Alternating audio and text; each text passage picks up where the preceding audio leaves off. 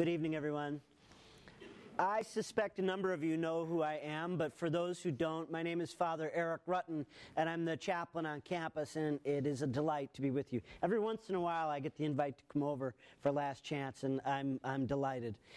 Last weekend, the reading had Jesus out in the desert for 40 days, fasting and praying. And part of the reason for that is he was getting ready to launch his ministry. And so he needed to focus himself, and he needed to strengthen his resolve. Today, we see Jesus near the end of his ministry, but he is once again praying. He goes up the mountain to pray. Excuse me. So I think that's the first lesson for today, is just to really experience in our own lives the need that we have for prayer, the need that we have to learn from God, to hear from God, to be grounded in the vocation that we have from God as we explore our lives. But there's something that fantastic that happens with Jesus in prayer today. I don't know if this has ever happened to you in prayer or not. I'm still working on it. He began to glow. He became luminous. And it's as if heaven opened up. Moses and Elijah come to speak with him, and the voice comes from the cloud. This is my chosen son. Listen to him. Now, pardon me.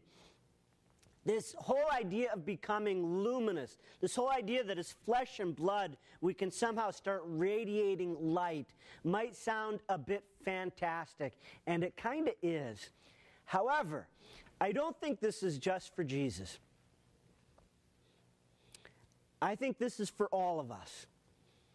And if you've read a number of the saints, you'll find every once in a while a story of a saint who became luminous, in a state of ecstasy, in a state of connection with God.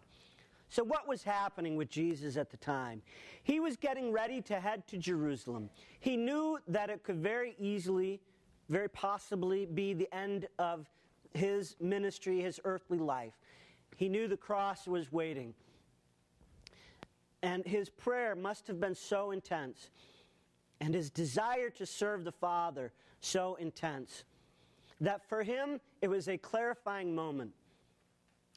And I don't know if you've ever had these moments in life where somehow it all comes together and it becomes clear. You know what you need to do, you know where you need to go, you know what you need to say, and there's some resolve that comes up within you.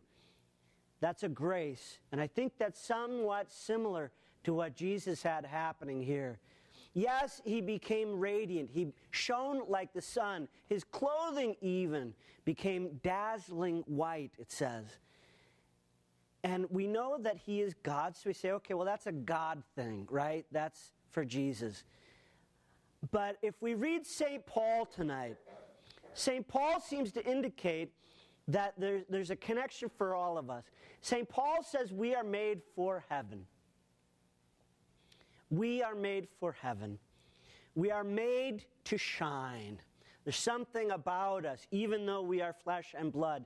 This is not all there is. There's something inside of us that wants to shine.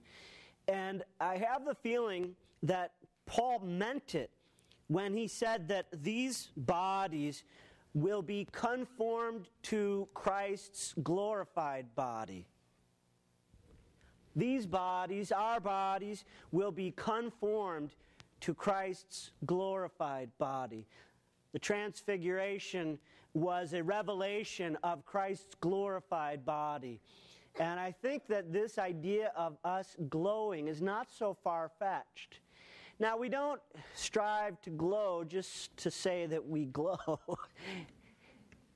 We strive to glow, and not just in heaven, but to shine right now, so that we might be witnesses. Witnesses of Christ's goodness, witnesses of Christ's love, witnesses of Christ's light. His light is our joy and our salvation. And it's not meant just for us. It's meant to be shared. So maybe our luminousness isn't just for heaven. Maybe we can start to shine now in our lives. If we live in Him, if we live in peace with one another, reconciled to God and to one another, even reconciled to ourselves, at peace. And if we experience Him in His grace, in His love, in our heart and our lives, we begin to shine even now. And when that happens, our face changes. Our way of being with one another changes. And people start to sniff it out. They go, wow, what happened to you? Wow, there's something new about you. Or, wow, I want to be with you because it just, I can see there's life there. And there's joy. That luminousness is attractive and wants to draw people, not just to yourself, but to Christ. Pope Benedict steps down from his role this week. It's an interesting time, a challenging time in the church. We keep him in our prayer, and also the cardinal electors, that they be guided by the Holy Spirit. But you'll notice in all the news, all the ways that the world tries to critique, all the way that the world tries to spin it in worldly terms. It's all about power and machinations, and it's all about this and it's all about that. Scandal in the church, not only among the leaders, but scandal among us all. Anytime we sin, we become a scandal. It drives people away from the church. I think we all know that. I think we all know people that have left because somebody hurt them, or they thought it's too much hypocrisy, I'm out of here. That stuff drives people away. But when we shine, when we really do care about people and love them, and when they can see something looking into our eyes, it draws them, and it draws them in. The mission of Jesus Christ is to invite all people, to draw all people to His Father. The mission of the church is to draw all people to Jesus Christ. The mission of each one of us is to draw all people to the church so that they might be drawn to Christ, so that we might all be one in God. That's the mission. Let us, this Lent, shine. Let us more and more live in the light of Christ, and let other people see that light, not for our glory, but for the glory of God.